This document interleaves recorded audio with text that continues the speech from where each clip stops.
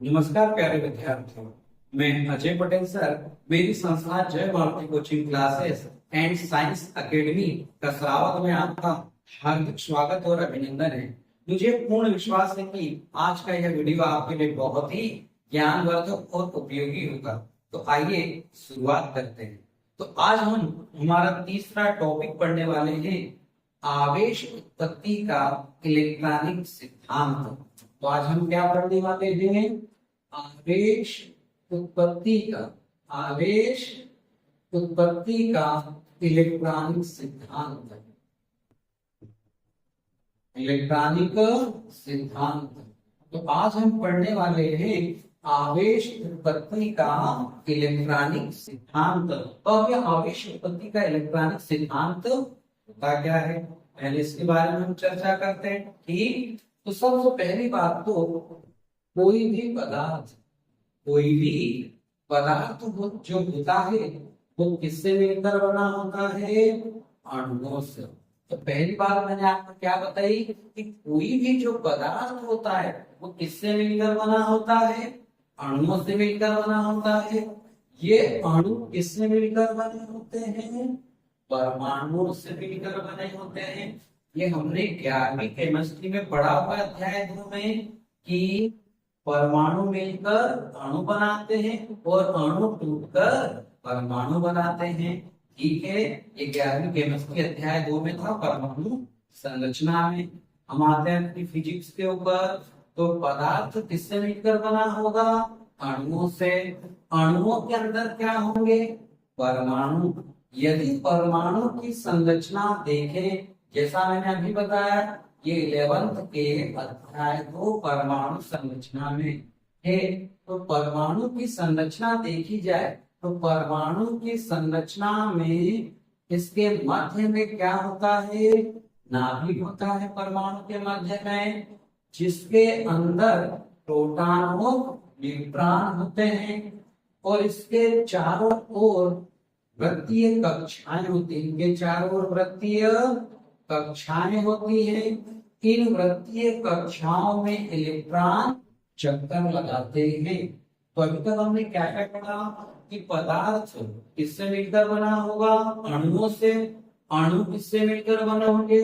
परमाणु से। परमाणुओं में क्या होता है? बीच में नाभिक होता है। इस नाभिक के अंदर प्रोटॉन और न्यूट्रॉन होते हैं। इसके चारों ओर अनेक वृत्तीय कक्षाएं होती हैं। इन वृत्तीय कक्षाओं में इलेक्ट्रॉन चक्कर लगाते हैं। प्रोटॉन पर जो आवेश होता है वो धन आवेश होता है। इलेक्ट्रॉन पर जो आवेश होता है वो ऋण आवेश होता है। और जो न्यूट्रॉन होता है वो न्यूट्रॉन हमारा उदासीन होता है। क्या होता है? उदासीन। तो प्रोटॉन पर धन आवेश होता है, इलेक्ट्रॉन पर ऋण आवेश होता है, न्यूट्रॉन उदासीन होता है। परमाणु में जितने धन आवेश होते हैं उतने ही ऋण आवेश होते हैं। ठीक है, तो परमाणु में जितने धन आवेश होते हैं उतने ही ऋण आवेश होता है। ठीक है, तो ये भी मैंने बहुत सारे इलेक्ट्रॉन बना दिए। ठीक है, तो देखो मैं एक बनाता हूँ, एक प्रोटॉन लिया। तो परमाणु में जितने धन आवेश होते हैं उतने ही क्या होते हैं? ऋण आवेश। तो धन आवेश और ऋण आवेश एक दूसरे को कैंसल करेंगे। कहने का मतलब है पूरा जो परमाणु है वो परमाणु उदासीन होता है। तो कभी कभी आपसे पूछते हैं कि परमाणु उदासीन होता है क्यों? तो हम क्या बताएंगे परमाणु क्यों उदासीन होता है? कि परमाणु में धन आवेशित प्रोटॉनों की संख्या ऋण आवेशित इलेक्ट्रॉनों की संख्या के बराबर होती है। अर्थात धन आवेश या ऋण आवेश की संख्या बराबर होती है, इसीलिए परमाणु उदासीन होता है। प्रोटॉन पर 1.6 गुणे 10 की घात ऋण 19 ग्राम धन आवेश होता है, क्योंकि ये धन में होता है।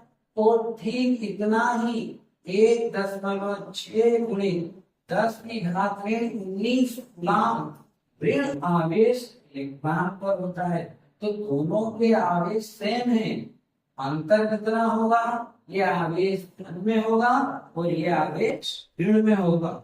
और इन दोनों आवेशों को ही जब हम फिजिक्स में आगे पढ़ेंगे उसे ही बोला जाता है मूल आवेश। क्या बोला जाता है?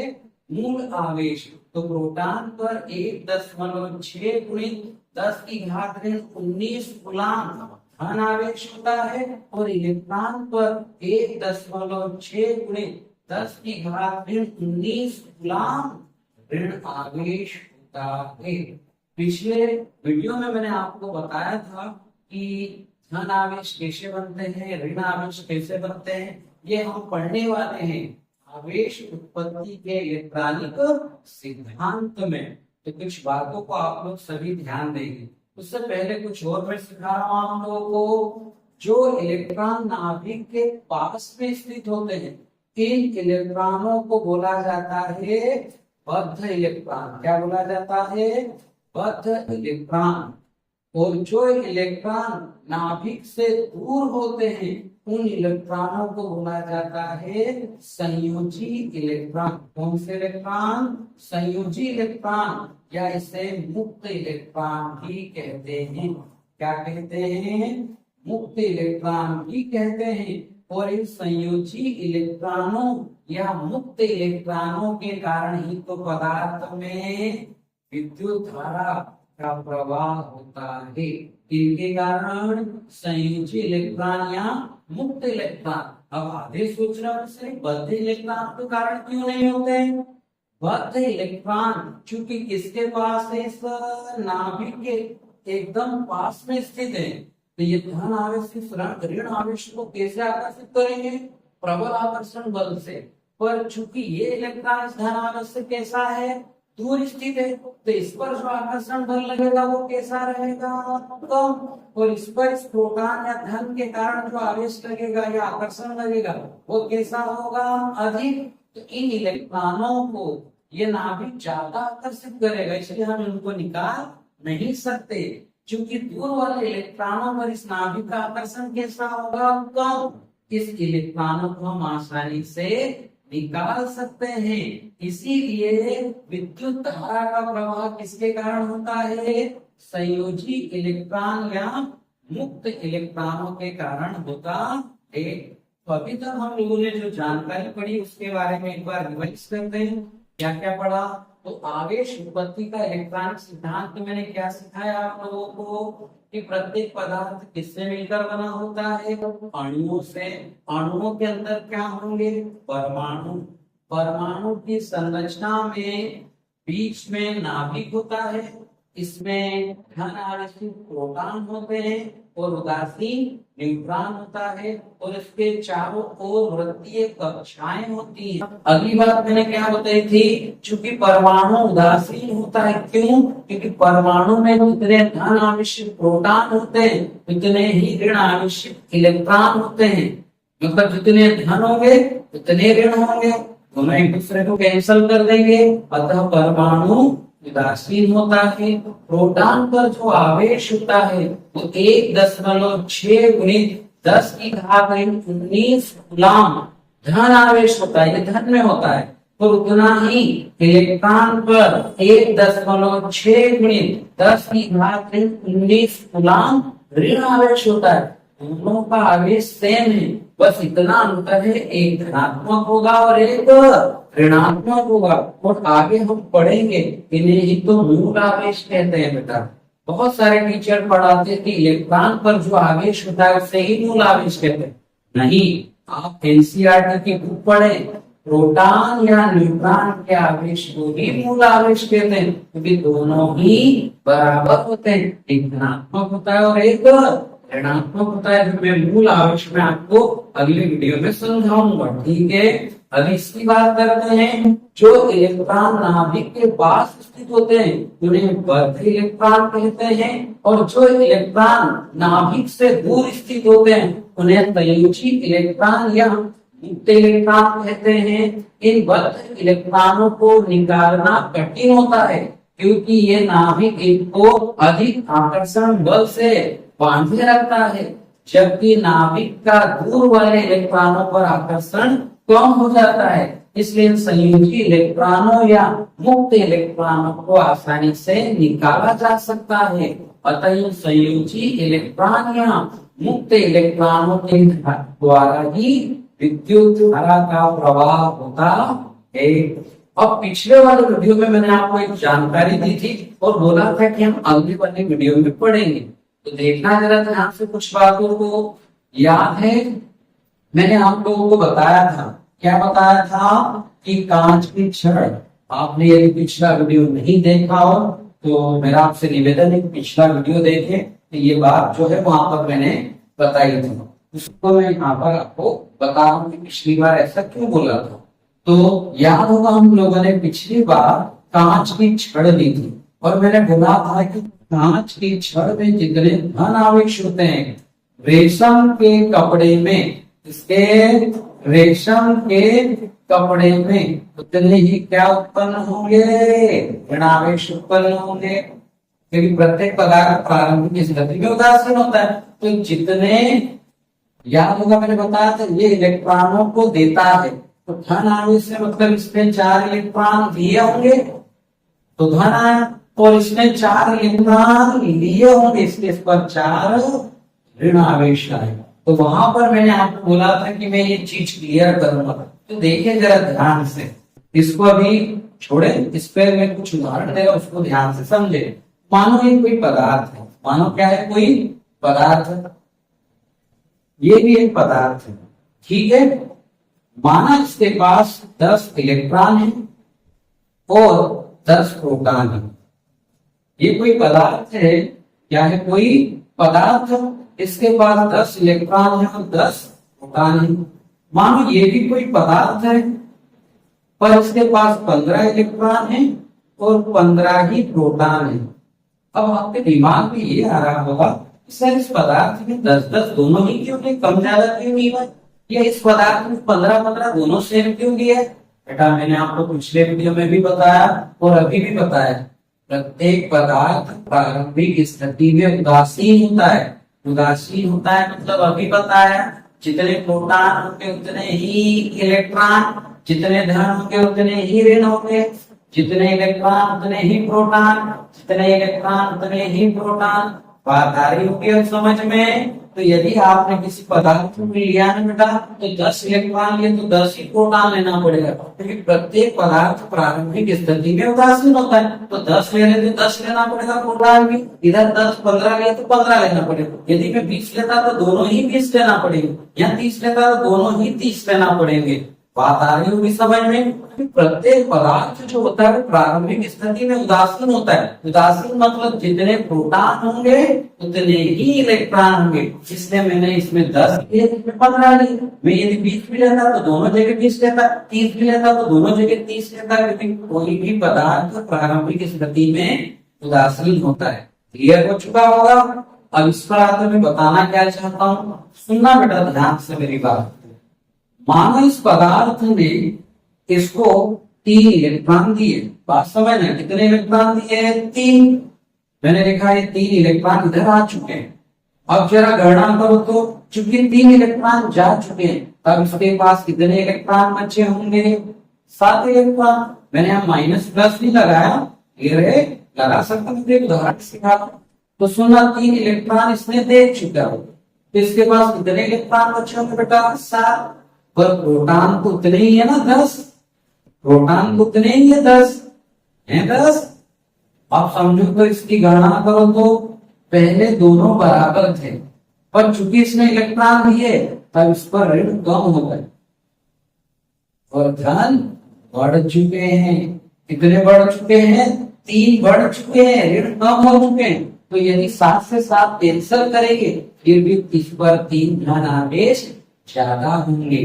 अब जरा समझो तो मैंने क्या सिखाया था, इसने इलेक्ट्रॉनों को दिया, जितने इलेक्ट्रॉन देगा उतने धन, 4 दिए तो 4 धन। तो जरा इस उदाहरण को देखो, ये 3 दे चुका था तो कितने इलेक्ट्रॉन बचे, 7 धन से 7 ऋण कैंसिल हो गए, 3 धन आवेश आ चुका है। मैं 4 का उदाहरण लेता हूँ। मानो इसने 4 दिए, तो 4 दिए जिसके पास कितने बचेंगे बेटा, 6 इलेक्ट्रॉन, पर प्रोटॉन तो वही के वही बचेंगे। आगे बात समझ में। तो अब देखो तो 10 में से 6 गई तो 4 पॉजिटिव, 4 पॉजिटिव। अब इसकी बात समझो बेटा, इसमें 15 इलेक्ट्रॉन है और 15 प्रोटॉन है। अब इसके पास चूंकि 4 इलेक्ट्रॉन आ चुके हैं तो टोटल इलेक्ट्रॉनों की संख्या कितनी हो चुकी है? 19। पर प्रोटॉन तो कितने बचे इसके पास? 15 ही बचे हैं। तो जरा मेरी बात को ध्यान देंगे, 15 धन से 15 ऋण तो कैंसिल हो जाएंगे, पर यहाँ पर 4 ऋण बच जाएंगे। तो जो भी इलेक्ट्रॉनों को देता है ना बेटा, 4 इलेक्ट्रॉन दिए तो 4 पॉजिटिव बनेगा, और इसमें 4 इलेक्ट्रॉन लिए तो 4 नेगेटिव बना। तो आई होप आपको ये बात समझ में आई होगी बेटा कि जो इलेक्ट्रॉनों को देता है ना वो पॉजिटिव क्यों बनता है? क्योंकि इस पर भी प्रोटॉन ज्यादा हो जाएंगे, पॉजिटिव बन जाएगा। और इसने इलेक्ट्रॉनों को लिया तो इलेक्ट्रॉन ज्यादा होने से वो नेगेटिव हो जाता है। ये सब बातें हमने पढ़ी है बेटा, पर चूंकि इसको प्रैक्टिकल रूप में किसी ने उदाहरण से नहीं समझा, ये सबको पता होगा। अब 12वीं में आ चुके हो कि कोई भी इलेक्ट्रॉन देता है तो वो धन आवेशित हो जाता है, और जो लेता है वो ऋण आवेशित हो जाता है। और आपने सीखा होगा ये धन आवेशित कैसा हुआ और ऋण आवेशित। इसने इलेक्ट्रॉन दिए तो इलेक्ट्रॉन कम होने से धन आवेश बढ़ गए, इसलिए धन आवेशित हो गया। और इसने इलेक्ट्रॉन ग्रहण किए तो इलेक्ट्रॉन ज्यादा होने से ऋण आवेशित हो गया। तो आपको ये बात समझ में आई होगी बेटा, और ये बात मैंने पिछले वीडियो में भी आपको क्लियर कर दी।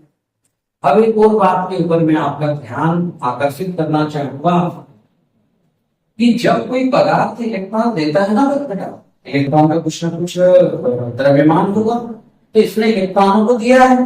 तो जब कोई भी पदार्थ इलेक्ट्रॉनों को देता है बेटा, तो उसका द्रव्यमान जो होता है धीरे वो कम हो जाता है। क्या हो जाता है? कम हो जाता है। ठीक है, इसने इलेक्ट्रॉनों को दिया है तो इलेक्ट्रॉनों का कुछ भार होगा, इसका भार क्या हो जाएगा?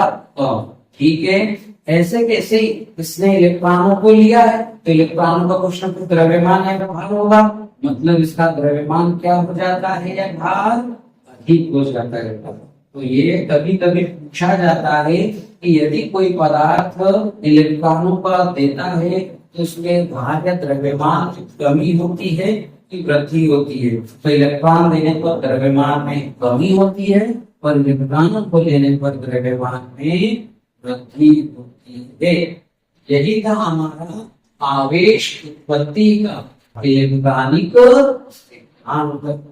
यदि आपको ये वीडियो अच्छा लगा हो बेटा तो अपने दोस्तों को शेयर जरूर करें। मैं आप लोगों के लिए इस प्रकार से रेगुलर वीडियो लाता रहूंगा और आपको अच्छी जानकारियां देता रहूंगा। वैसे थोड़ा समय मेरे पास भी कम रहता है क्योंकि सुबह से शाम तक कैसे पेचे चलती है, फिर भी मैं थोड़ा सा समय निकाल कर आपके लिए इस प्रकार से वीडियो बनाते रहूंगा। मुझे ऐसा विश्वास, आशा या इच्छा या जो भी बोलना चाहे है ना, होगी कि आप लोगों को जो जानकारी देना होगा, ऐसी बहुत सारी जानकारी होगी जो आपके लिए कुछ नहीं होगी। पढ़ते सभी है बेटा, पर जो चीजें समझानी चाहिए बच्चों को वो नहीं समझाई गया। और कसरावत से आसपास के जितने भी बच्चे हैं तो बैचेस चालू हो गई है। यदि ऑफलाइन पढ़ना चाहें आप लोग तो आप आ सकते हैं, पर सब्जेक्ट फीस रहेगी 2000 रुपए। 2000 रुपए केमिस्ट्री की फीस है, 2000 रुपए फिजिक्स की है और 2000 रुपए बायो की है। ऐसा आपके पूरे साल भर का जो कोर्स रहेगा वो 6000 में मैं कंप्लीट करवा दूंगा। केमिस्ट्री भी, फिजिक्स भी और बायो भी 6000 रुपए में कंप्लीट हो जाएगा। बहुत सारे बच्चों को कोचिंगों में लिखाया जाता है, नोट्स बनवाए जाते हैं। अब सोचो यदि वो टीचर 1 घंटा आपको पढ़ा रहा है तो 1 घंटे में से 40 से 45 मिनट को आपको लिखा रहा है और केवल 15 मिनट समझा रहे हैं। मेन क्या होता है बेटा? समझना, क्योंकि आगे आप लोग कॉम्पिटिटिव एग्जाम देने वाले। कॉम्पिटिटिव एग्जाम में ये आपका लिखना नहीं काम देगा, समझा हुआ काम देगा। तो मेरी coaching Jai Manav coaching classes and science academy Kasrawat में आपको लिखने का कोई काम ही नहीं है बेटा। पर डे आओ और समझो। आपके लिए नोट्स व्यवस्था है और वो नोट्स व्यवस्था मेरी तरफ से आपके लिए फ्री है। आप जितने भी कस्बा के आसपास के बच्चे वो ऑफलाइन पढ़ सकते हैं और आपकी फीस केवल 6,000 रुपए रहेगी। नोट्स मेरी तरफ से आपके लिए सभी फ्री में रहेंगे बेटा, कोई नोट्स बनाने की जरूरत नहीं।